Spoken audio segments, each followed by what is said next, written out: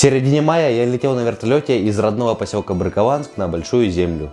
И приземлившись в аэропорту в Вижме, я увидел, что на мой телефон пришло сообщение с предложением снять фильм про добычу радия и нефти на реке Ухта. Недолго думая, сел в машину и поехал снимать фильм. И сейчас мы вам готовы презентовать его в рамках проекта «Территория Коми». Присоединяйтесь к нам, пишите комментарии. В этом выпуске мы посетим заброшенный химический завод, где добывали радий. Найдем среди леса вечно горящий костер и зажигалкой сожжем реку. Будет интересно. Чего на РТС, привет, дорогие друзья. Мы выехали в очередную экспедицию, скажем так, на очередные съемки про поселок Водный в Ухте.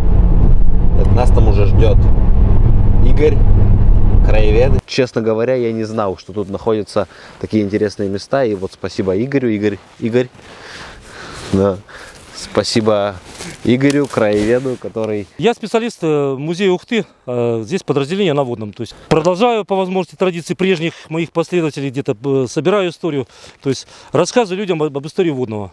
В 1721 году рудознатец Черепанов сообщил в Берг-коллегию об обнаружении нефтяных ключей на реке Ухта. В 1724 году в Санкт-Петербург были доставлены образцы нефти, и Петр I приказал организовать экспедицию на Ухту. В 1745 году Федор Прядунов создал там первый нефтяной промысел. Однако в 18 веке нефть использовали лишь для медицинских целей, и вскоре добычу прекратили. В 19 веке во времена царской России нефть на Ухте тоже добывали. И в этом выпуске мы поговорим о таких фамилиях, как Гансберг и Сидоров. В 1926 году оказалось, что ухтинские воды, полученные из буровых скважин, содержат радий. В 30-е были построены заводы по производству радия, и на месте одного из предприятий появился поселок Водный. Это Водный вырос. Почему возникло название Водный? Это был водный промысел, отдельные подразделения, то есть по добыче вод минеральных. Были такие минеральные воды, на которых, кстати, мы и сейчас стоим на этом месторождении, они никуда не делись. Производство единственный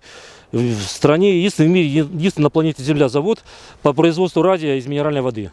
То есть добывали радий, это, то есть на тот, сейчас он, да, он свою актуальность потерял, потому что появились радиоядерные реакторы. Это было в 1900... Начиная с 1931 года по 1957 год было производство добычи радия. Мы сейчас находимся возле речки Ярига.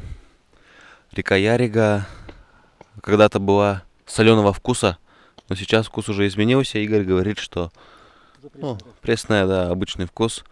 Поэтому не будем пробовать, едем дальше до химзавода, точнее до остатков химзавода. Для территории Коми фильмы иногда снимаются в несколько сезонов.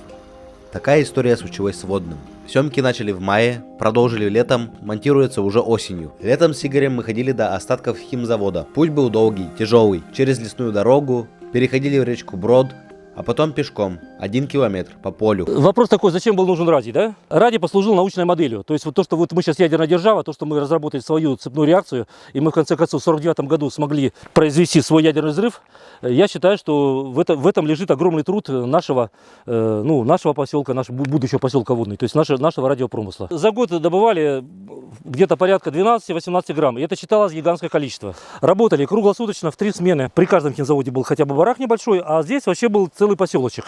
То есть здесь вплоть до того, что даже рождались люди. Вот у меня в кругу знакомых есть там 2-3 человека, которые знают, что они здесь родились на этом химзаводе. Протоптана колея. Уже много лет назад тут ездили на технике. Сейчас периодически частники на квадроциклах катаются. Следы мы тоже видим. Много, на самом деле, живности. Ящериц видели, бабочка летает. Но комаров сегодня нет. Возможно, потому что в Коми похолодало. Возможно, с ветром это связано. Ну и слава богу, потому что я переоделся и иду с голыми ногами, в тапочках. Хоть не покусают. При водном промысле бурились скважины. К ним подсоединялись деревянные трубы для подачи радиоводы. Именно дерево решало 2 проблемы. Во-первых, железную трубу не надо было завозить откуда-то в республику Коми.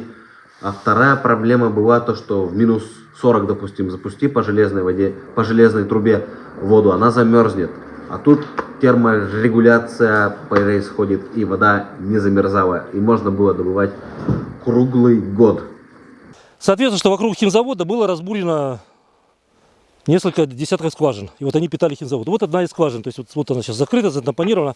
Это вот таких вот картинок у нас, ну, в окрестностях Водного немало. Вот смотрите, вот здесь вот такая получается обсадная труба хорошая, большущая. То есть это все следы бывшего радиопромысла. То есть вот таких... Вообще было пробурено не менее 300 до 400 скважин. Работало 19 буровых станков. То есть специально трактор с ковшом пришел. Это дело все разрыли. Ну, значит, что-то зачем-то это было нужно. Вот уже начинаются признаки, видно, что это какое-то было строение, сооружение, может быть, скважина, свал деревьев. Мы вышли на полянку. Это площадка, бывшая буровая. Лет 10 назад она делалась.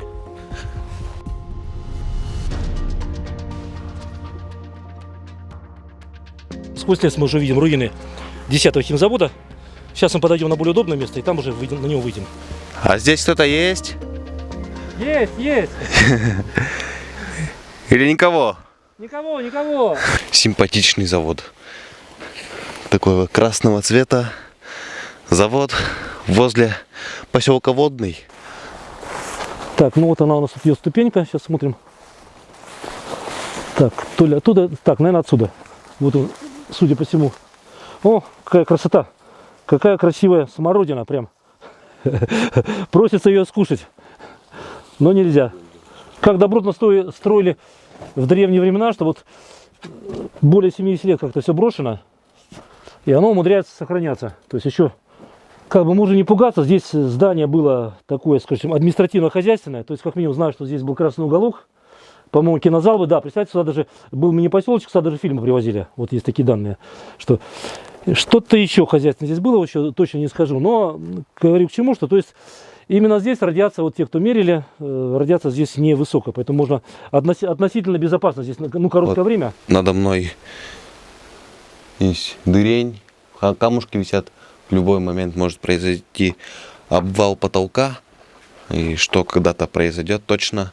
Лесенка осталась, на второй этаж можно забраться, но пройтись уже не удастся, только стоять, если на месте.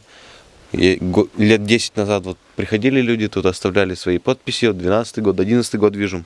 На удивление, доска еще такая бодренькая, еще даже не гнилая. Калюня. Тебя как зовут? Я Калюня. Виталий и Калюня. Это место долгое время было засекречено, поэтому лишней информации найти невозможно. Все уничтожено. Интересно, что сквозь руины, прямо сквозь руины просли сосны. Они стоят на кирпиче. Сейчас Игорь вам расскажет про процесс добычи радия из воды. Подготовьте словарь. Некоторые слова для меня были непонятны, для вас, возможно, тоже.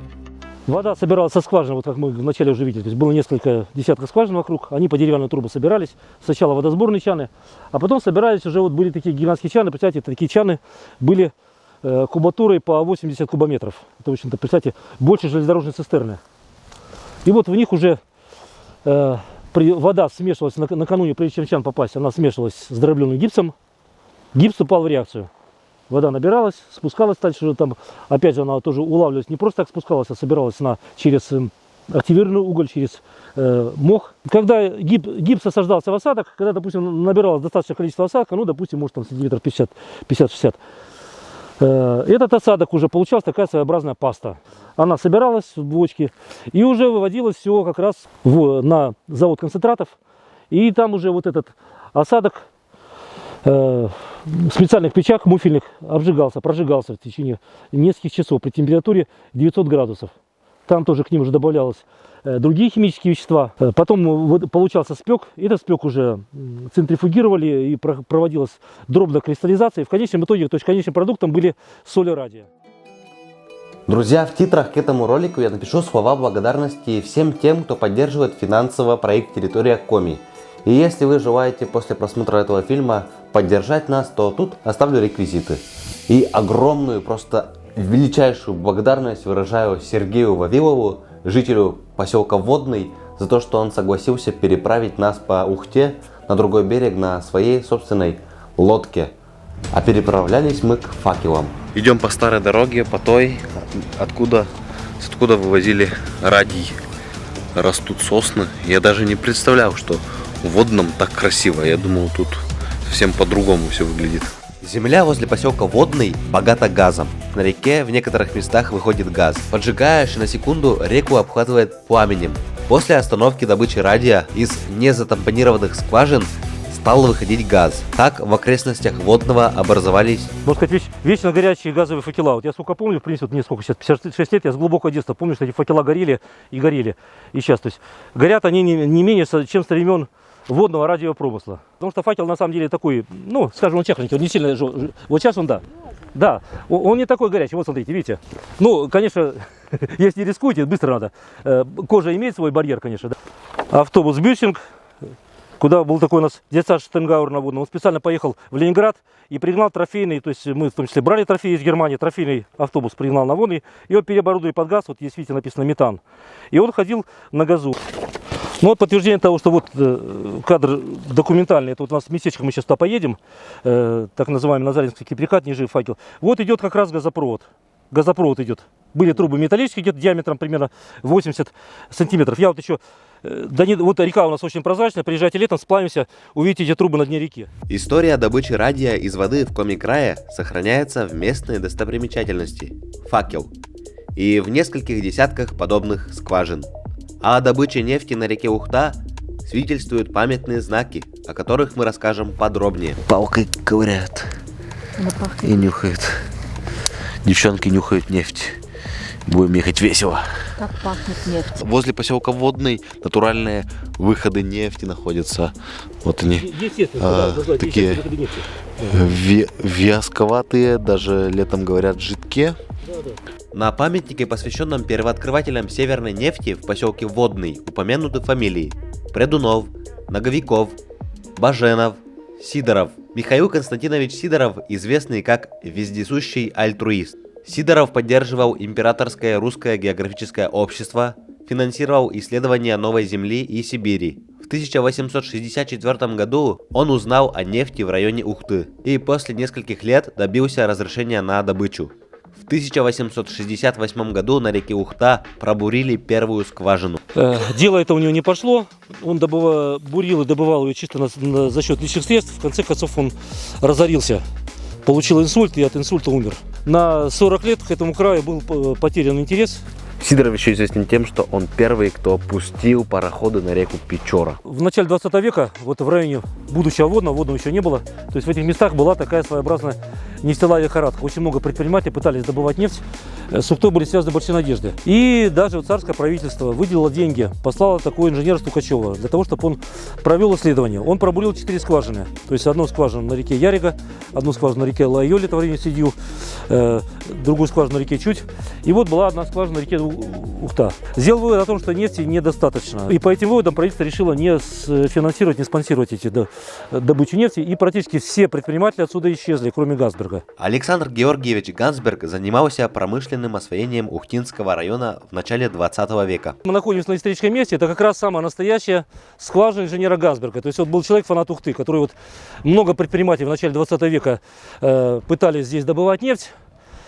Немногие имена запомнились, только буквально на пальцах одной руки можно посчитать имена. Ну и больше всех, конечно, запомнился Гансберг. То есть это был человек, который такой русский немец, православный человек, который очень основательно, он был просто реально фанат Ухты. Именно на производстве Гансберга была первая электростанция на территории Коми. К столетию этой станции был установлен такой памятник. Он находится в Водном возле Дома культуры. В настоящее время в Доме культуры находится краеведческий музей поселка Водный. Герб Республики Коми.